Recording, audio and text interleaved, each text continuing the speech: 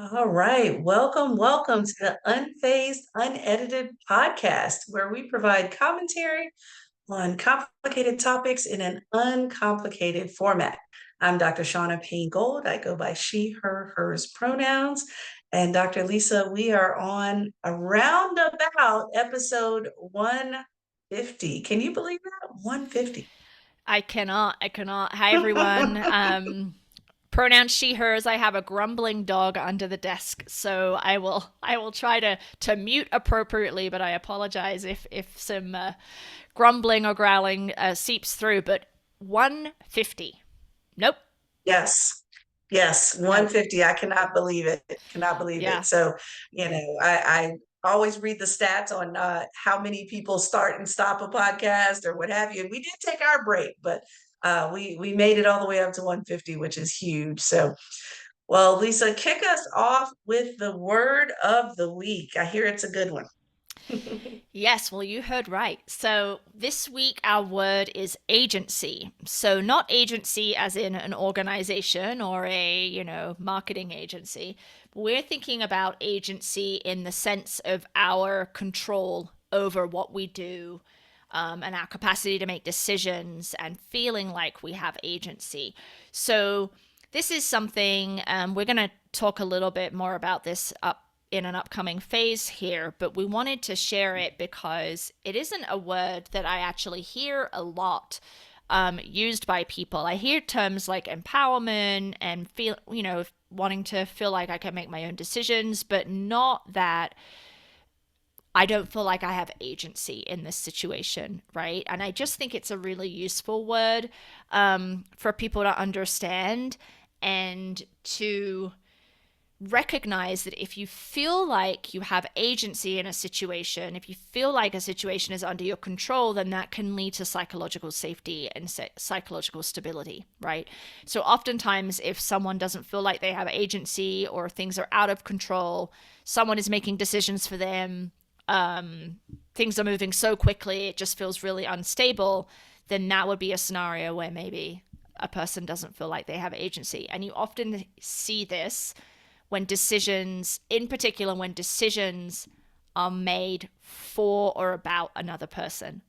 And that takes away a person's agency. And that's going to be the catch here that we'll talk about a little bit later. But anything you want to add to that definition, Dr. Gold? Oh, yeah. Well, no, I have nothing to add.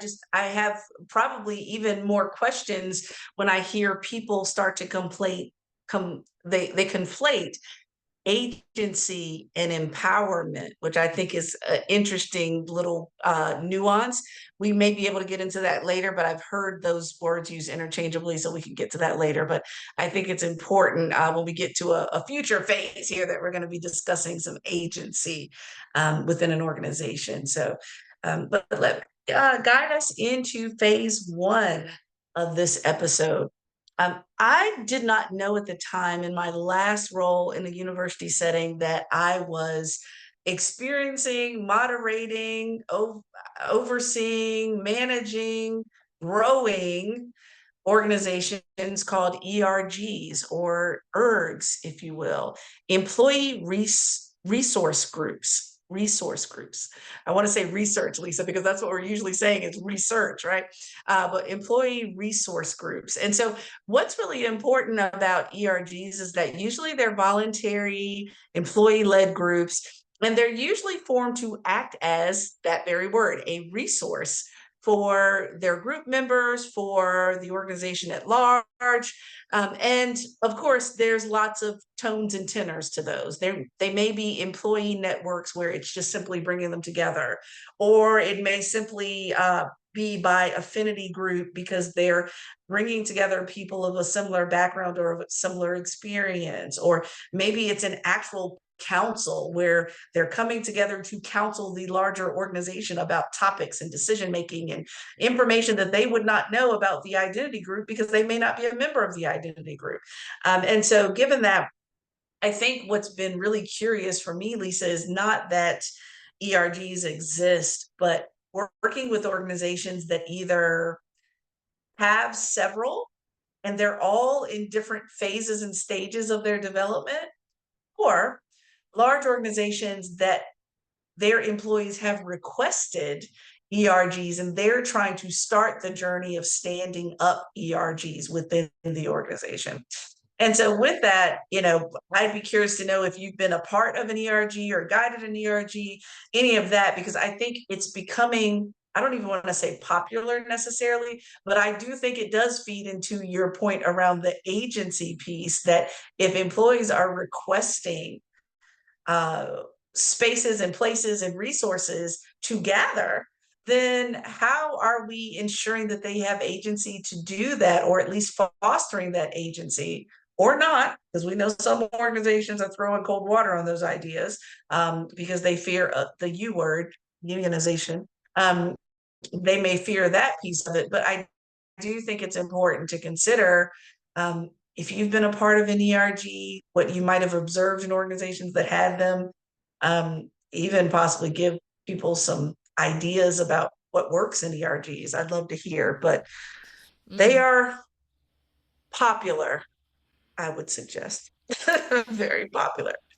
Yeah, I'm actually not that familiar with them. So I have been a member of a union in my very first full time job back in 1999.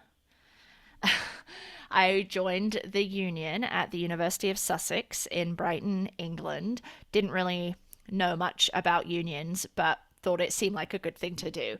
Um, and there were no employee resource groups at the time, to my knowledge. I think about employee resource groups in the context of DEI, right?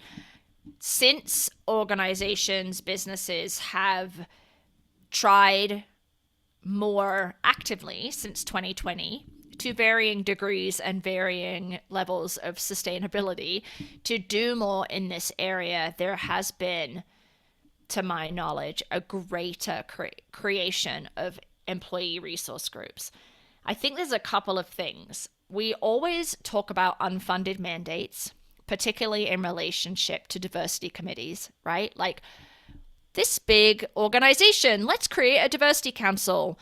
But by the way, the work that you're going to do is not going to be paid. You have to get all your other work done too, right? And you're not also going to have any kind of power or ability to do anything.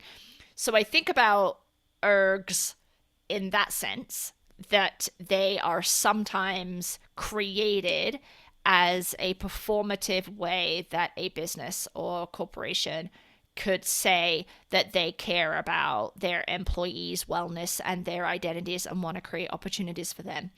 But there's like no funding, so they can't actually really do anything. And then I also think about it as a means by which particularly groups in larger businesses where they might be in a minority, so women, people of color, people with disabilities, veterans, for example, that they are organizing these groups as a means of survival or resilience, or to be in a space with someone who understands. And so that emotional labor that comes with code switching, which we've talked about in organizations before, in an employee resource group with people who are similarly situated to you, you don't have to have that mask on anymore, right? So I think about them in those two ways. And you know what it makes me think of? And you mentioned this the other day, that Beverly Tatum book, Why Are All the Black Kids Sitting Together in the Cafeteria, which I read like 25 years ago.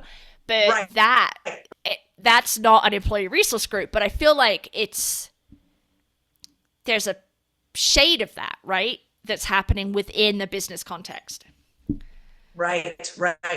Well, yes, it certainly is happening in the business context. And I think what gets interesting is that, is there a pendulum swing, right? Because in some cases, to varying degrees of organization, there are formal ERGs within a business, within an organization, a corporation, a nonprofit.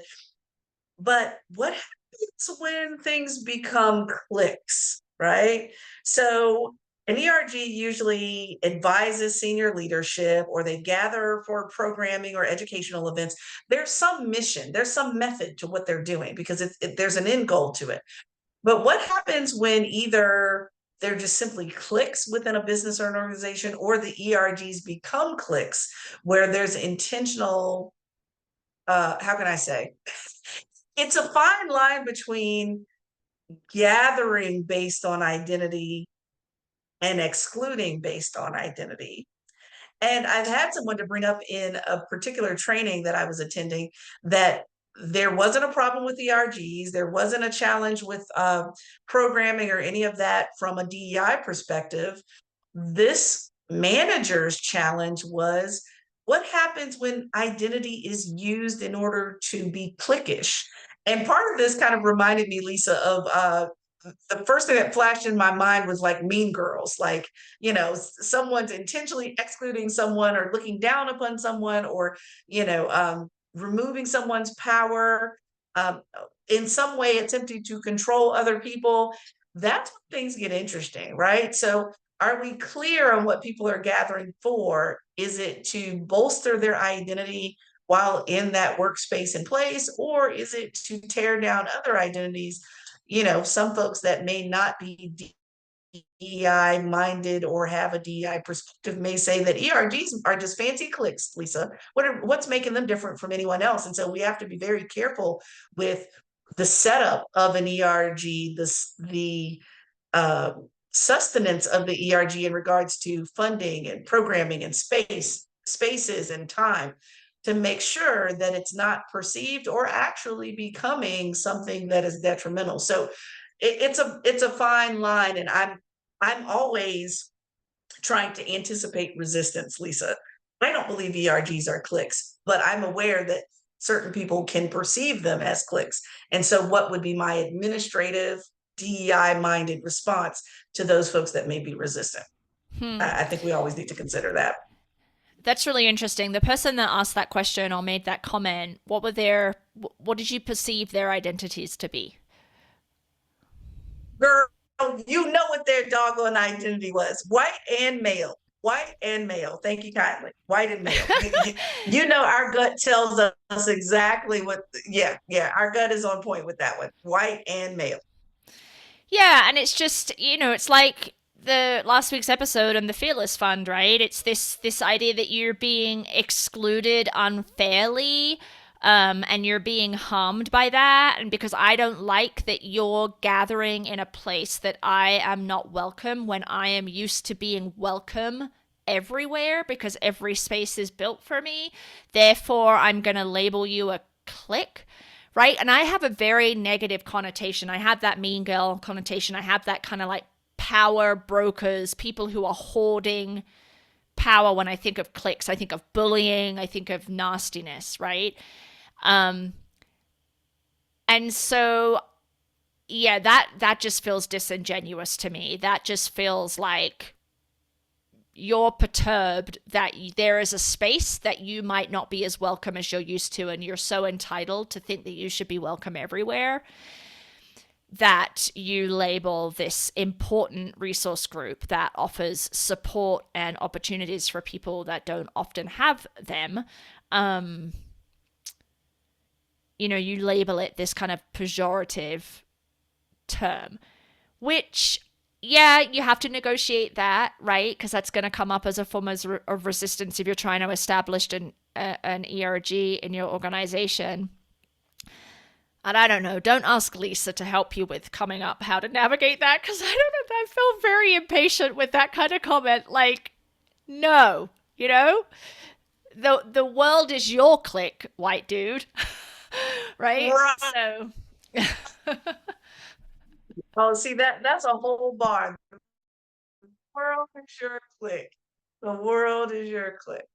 Oh my goodness. But no, you're right. I wasn't thinking about the person who asked that question in the moment, because I was so concerned about making sure that we preserve the ERG. But you're right, there is more layer to that particular context, because um, I've never, put it this way, I've never heard a non-white or a non-white and male person have any disparaging remarks about ERGs.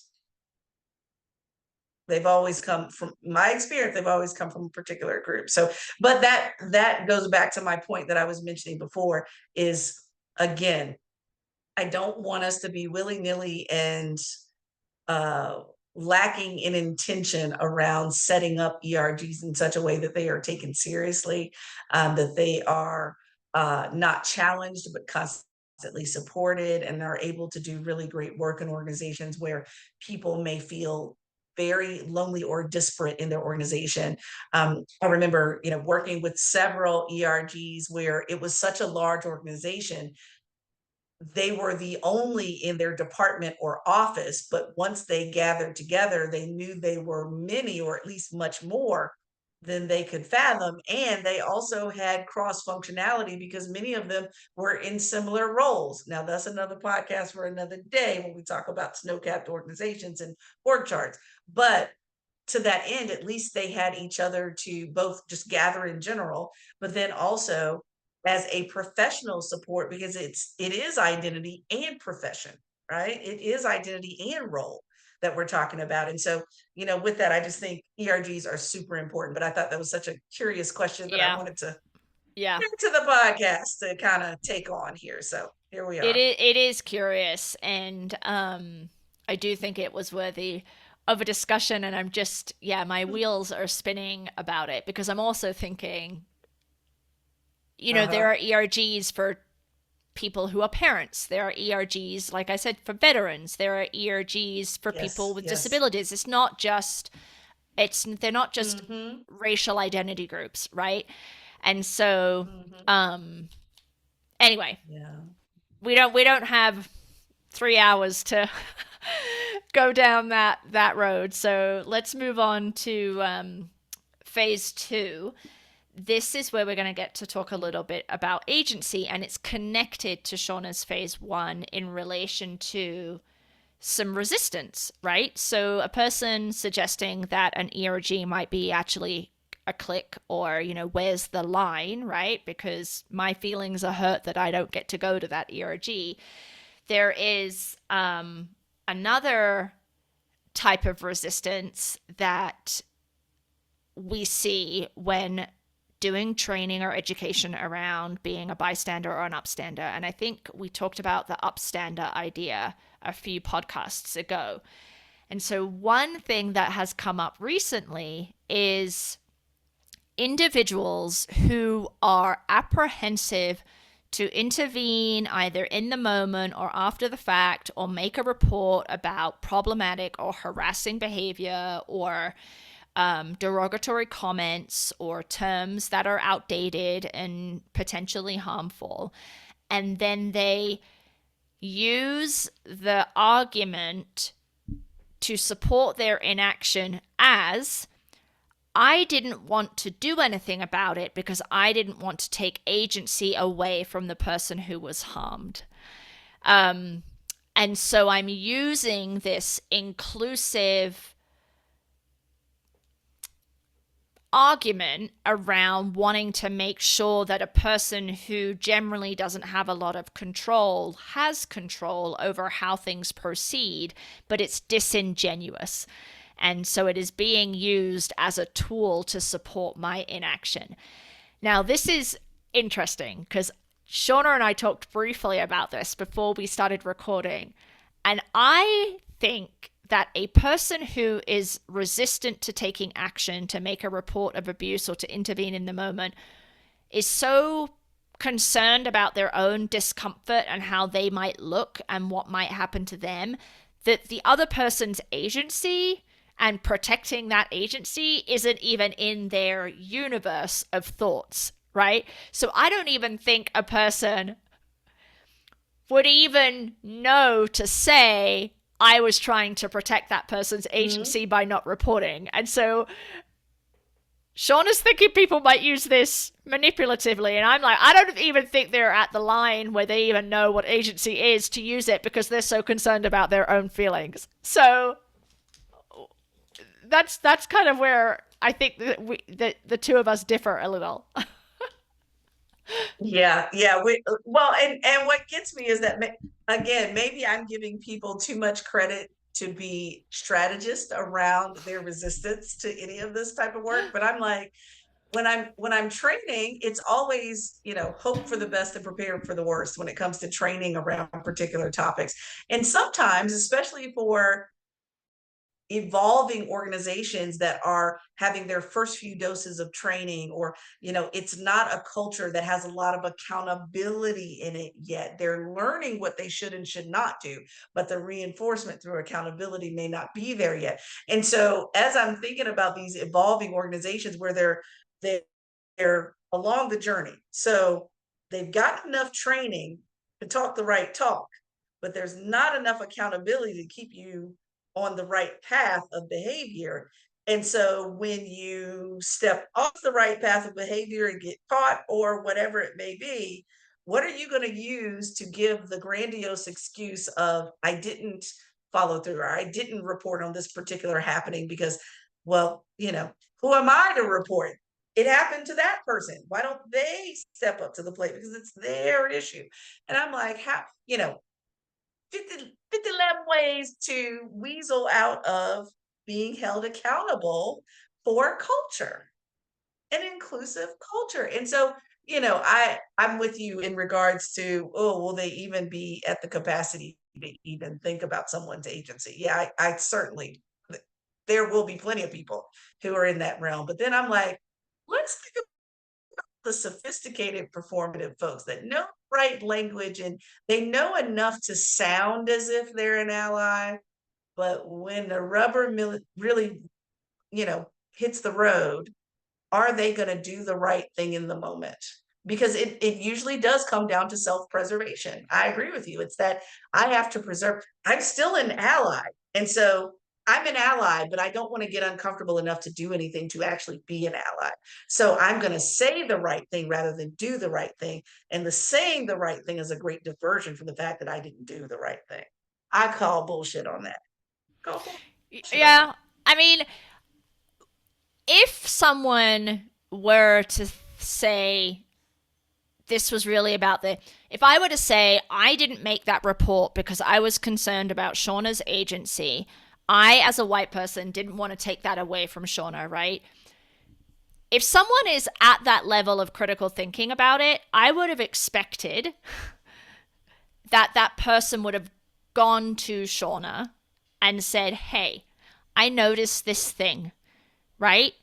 I want to do something about it, but I also recognize it happened to you and it didn't happen to me. And so I don't want to disempower you. There's that piece, or take away your agency by making a report. What is it that you need? Right? I would that's if someone was talking about preservation of agency for a harmed person, I would anticipate that they would have had the conversation with the harmed person. So for someone to talk about agency as a means to justify why I didn't do something and then not have had the conversation with the person, that's total bullshit. And I just don't think someone would do that. Like I'm not being naive here and thinking that people aren't manipulative. I'm just thinking that they're so concerned about themselves that they're not even like, that's just so far away from them. Like, so if someone is concerned about agency, then I feel like they can't be concerned about agency without also having the conversation with Shaunna or whomever, right? Like, so I don't know. I mean, maybe I am maybe the bar is too low, and maybe I am being naive to think that there aren't people who are essentially reflecting back kind of the language of empowerment and agency and DEI as a means to weasel out of any responsibility. Yes, sophisticated manipulation. We have a new phrase now. Sophisticated manipulation. I'm going to use the very words and phrases and theories that you taught me to not do what you are expecting me to do. And that's where, some of the culture shifting is so difficult because, we talk about this when we train quite a bit. We talk about the difference between cultural competency and cultural fluency, right? So I may be competent meaning I'm aware of what to do, how to do it, why it's important. But the fluency of actually doing it in real time. So if you give me my little workbook and my little cheat sheet English Spanish dictionary, I can translate and I can figure out what's going here with these words. But if you drop me in a country with native speakers, my fluency is not there. And that's what happens along the journey of DEI when people get trained. They might have the right information in front of them. They might have had really great training and they understand all of it. But when they're dropped into that real life situation to do something and they can't apply, they do not have fluency at all. And that's why I'm like, I doubt people's fluency flat out. I mean, I think there's an in between where they have the competency and they won't use the fluency because they're afraid, they don't have courage. It's not about me. I don't want to, whatever the reasons are, their comfort is more important than becoming fluent, even though they're competent. It's an in between stage there. Yeah, I mean, I've definitely Very seen strange. I've seen in other contexts where people have disingenuinely used the language of allyship or DEI or something else as a means to bolster their reputation, but Mm-hmm. it's lacking in substance, right? It is simply a reflection back as a tool to ingratiate themselves or whatever with a particular group or a particular person. So I have seen that. Um, Exactly. yeah, and so Exactly. what did you call it? Manipulative. What did I say? What did I say? Manipulative. I forget what I just said. We'll have to replay it.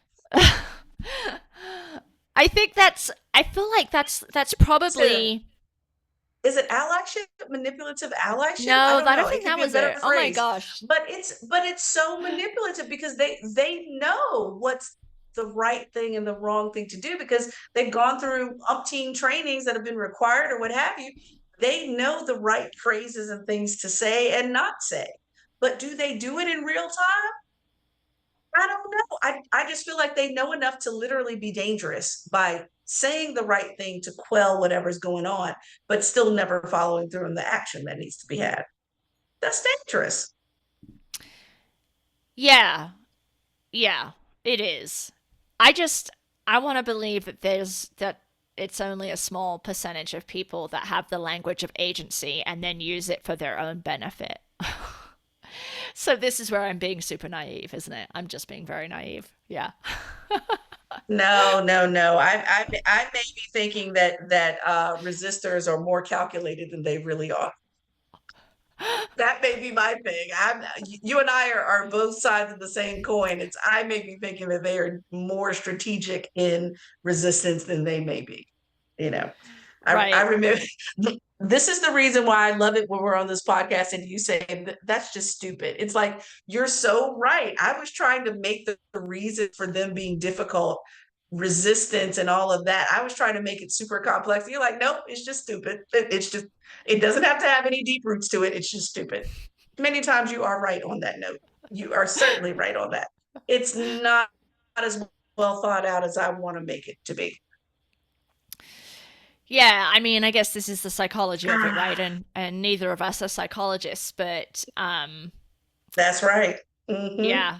I would be curious for any of our listeners if they have had an experience where someone has used the harmed person's agency and not wanting to take that away as a reason for not acting or intervening either in the moment or after the fact, and you have felt it to be disingenuous and simply a tool Mm-hmm. to sidestep their Mm-hmm. own accountability. I'd love to hear if there's an example of that, to see Mm-hmm. Mm-hmm. whether that Absolutely. strategery is happening or whether my naivety isn't as naive. Strategery. Oh The yeah. strategery. That's Yeah, right. George That's right. W. George W. and his strategery. The All right, anyway. strategery. Um, Exactly. okay, so Well, should we hop into phase three? yeah, let's do it. What have you got for phase three? Look, all I've got is self-care, and I don't even have that, Lisa. Okay, so July 24th is supposed to be the annual self-care day, July 24th, which I believe lands on a Friday this year. And so with that, I do think it's interesting that we have a day for this, given that it may just be a really big critique of the culture of the United States to not take care of oneself. So I think that's just really fascinating. I'm recalling back, Lisa, to a podcast that you sent me many months ago around the systems that work against self-care. And so it's not just, bath bombs and bubble bath and a candle. It is much more to that. I think we were just talking about self-preservation. I do think for those who are most highly exploited in this country, self-care it can almost be impossible for them because there are systems that work against that very care.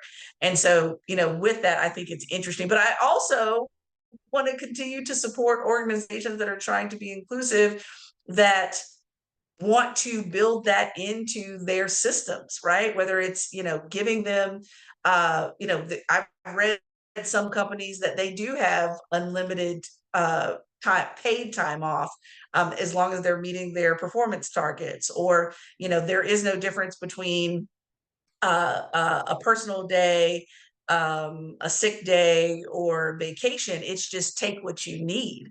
And so, mental health days are still not necessarily standard. And so, given that, I'm just really curious about the self-care day. Shoot, if somebody gave me one, I wouldn't even know what to do with it, Lisa, other than just sleep. So, how can we create wraparound systems of self-care that don't necessarily require one day because we have it baked in anyway? I have no answer. Yeah, I've just kind of stuck on the fact that there is a day called Self Care Day. I remember when I came to the US, I started to notice how many days there are for things, right? Secretary Day, Administrative Professional Day, Pet Day, Blue Car Day. I don't know, right? Like, there's just like the calendar is littered with all these days, and I'm like, why are there so many days? Um, and the self care day feels like it falls into this just like proliferation of let's name a day for something, right? To show that we really care about this thing. But it's stupid to have a day called self care day if you don't manage an organization, a group, a school, whatever it is, in a way that creates the condition where all of your employees or participants or clients are able to thrive and be successful, right? So, taking the example of unlimited vacation time, that's great. Would I love a job that has unlimited vacation time? Sure. But what if that work environment looks down on you taking vacation? So the stated policy is unlimited vacation, but the culture is a raised eyebrow if you take a couple of days off, or God forbid, 2 weeks Yes, off, yes, yes, right? yes, yes, yes. Yeah. So you have this unlimited vacation as a tool of self-care, but you don't really get to use it, right? Um, so, like, what is a day going to do? It's kind of the same with these mental health days. I don't get that either. Like, this company that I worked at very briefly a couple of years ago was so proud of the fact that it gave its employees like 2 mental health days a year. Well, like, my mental health crisis doesn't happen on a day that you assigned to be mental health day, right? So, like, and how is that actually useful if once every 6 months you are giving me a day to focus on my mental health? Like, that is a year round, 24/7 process. The same with self care, right? So now are there like, Hallmark cards for self care day? Should I send you a card, Shaunna, that says happy self care day? Like, this is why I just think it's like, it's a distraction from the reality that we don't do a good job, particularly in the United States, of creating working environments that promote self care, health, wellness, um, you know, life over work mentality, right? And it's very different here than it is. I mean, I guess I've only ever worked in the UK. It's very different from the UK. I mean, I also should caveat that with I haven't worked in the UK for 20 years, so maybe it's also like that there now. But I mean, even stuff like this. When I worked in the UK, the day was 9 to 5 with an hour lunch, right? Here, it's 8 to 5 with an hour lunch. Here, you don't get paid for your lunch. So your 40-hour work week is excluding the 5 hours that you would take in a work week for lunch. In the UK, it's 9 to 5, and you do get paid for the lunch hour. So it is inclusive, right? Um, I mean, that's just like a little example, Wow. right? So Wow. I did not know that. yeah. And then people here in the United States routinely work through their lunch break. So they're actually working 45 hours a week, assuming they clock off Hmm. at 5, right? And getting paid for Right, right, 40, right. right? And that is acceptable, encouraged even, right? So what is a self-care day going to do for things like that?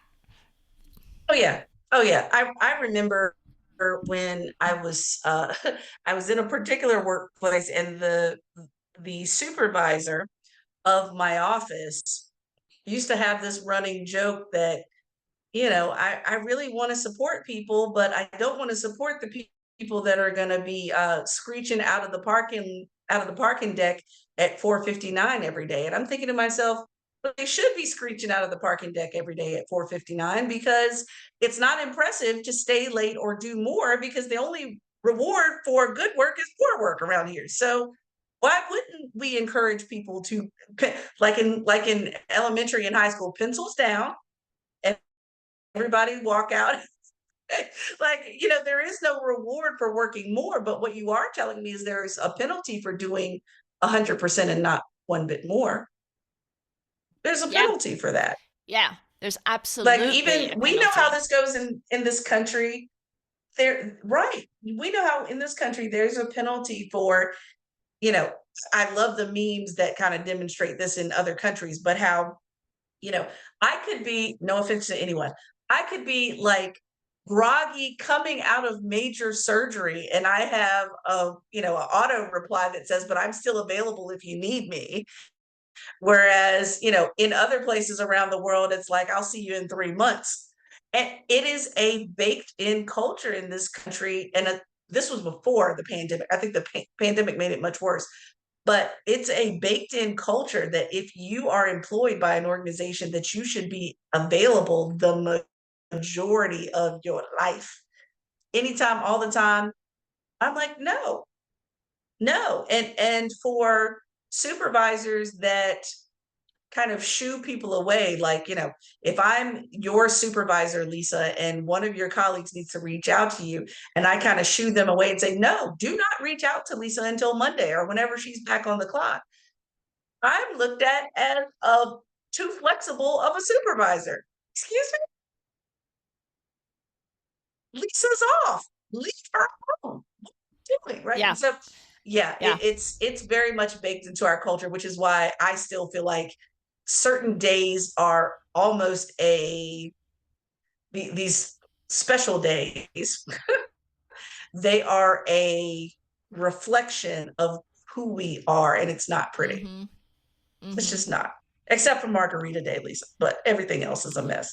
Um, but Self Care Day, that's telling me a whole lot. Yeah. I mean, I feel like every day is margarita day, so, you know.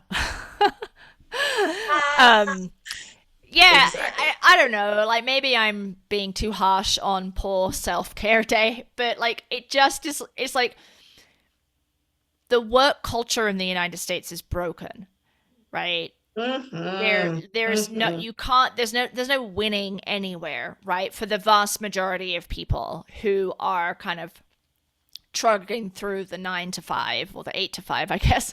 Um, Hmm. and so creating a self-care day where your organization might send out some like platitudes over email, maybe they give you the day off, I don't know. Like it just doesn't feel sufficient, and it just feels like let's just Yes.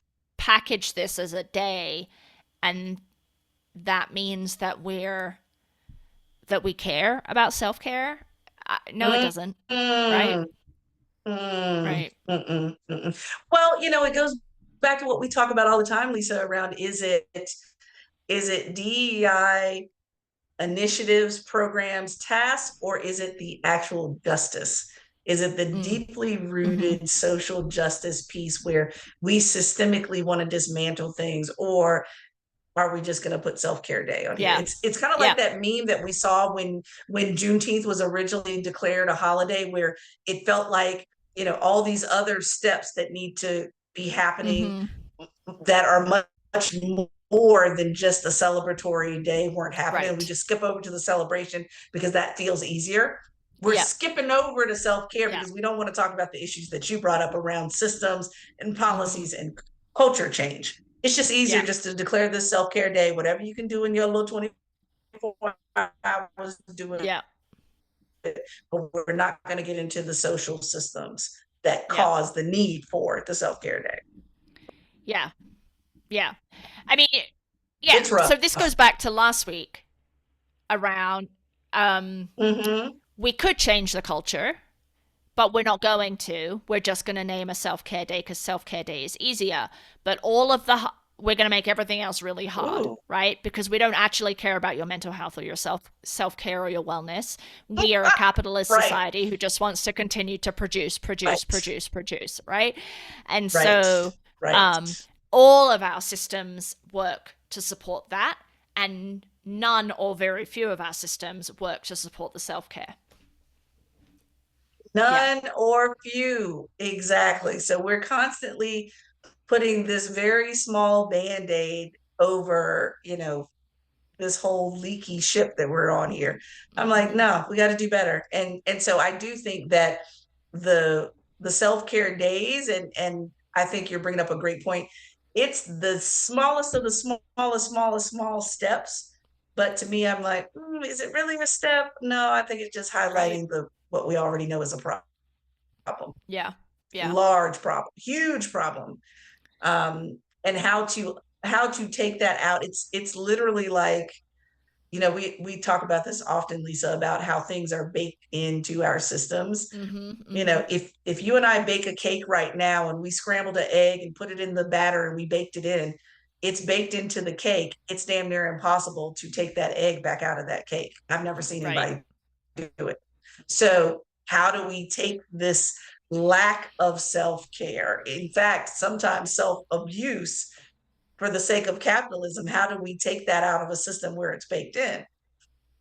Sometimes you have to rebuild the old system and start over. But look, Lisa and I have been saying for 150 podcasts to burn the whole thing down and start over, if y'all have been listening. So that is an Yeah. option, a tough one, but an option nonetheless. Um, Yeah. but I think you're right. It's huge and baked in, and one day is not going to cut it. No, and you know what I'm also just thinking Mm. about, just to wrap this up? Self-care. Yeah. Mm-hmm. Shaunna, it's your responsibility to care for yourself. It is not my responsibility to care for you, right? So even the term self-care, and then if you don't do it very well, well, that's your fault. You're just not very good at That's self-care. your fault. It's not my That's responsibility on as your you. manager or your employer to create those conditions, right? So even that term just reinforces kind of the individualized, not a culture problem, it's a Shaunna or Lisa problem, right? Yeah. Okay. Well, it goes back to, several weeks ago when we talked about, society as a patient as a Mm-hmm. society. How do we once again implicate systems? Society is the issue, but self-care day makes it seem like Lisa is the problem. Lisa is overworking. No, the system is overworking Lisa. Yeah. Let's flip that around. Yeah. All Yeah. right. So I think 100%. you're right on it. Mm-hmm. I think you're dead on it. So, Yeah. well, when I go into Wegmans, Lisa, usually there's a big calendar that has all of these made up or not holidays on it.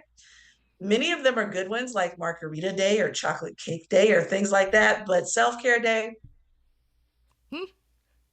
not a fan. So I hope I don't see that up on their board when I go into Wegmans. But anyhow, Hmm. So look, it is late where I am, and it's getting later where you are as well. So, in the effort to have self-care, because you and I both need to have dinner, right? Let's wrap it up for tonight. But let me tell y'all where you can reach us. Of course, YouTube. Always go to YouTube, unfazed, unedited, with brackets around the Go find us at Apple Podcasts and Spotify. Instagram, we are always there as well at Unfazed Pod. LinkedIn, that's usually where you'll find a lot of the articles that inspired the episode of the week. Info@unfazedpodcast.com is a great way to reach out to us via email. And then, of course, if you forget all of that, just go to our website, unfazedpodcast.com, where you can access new and old shows. So if you like this week's episode, please like, subscribe, leave a review, share with friends. Listen to this on your self-care day, whatever you choose to do. Oh my. But share this with people that are in other phases of your life. So until next time, Lisa. All right, see you soon.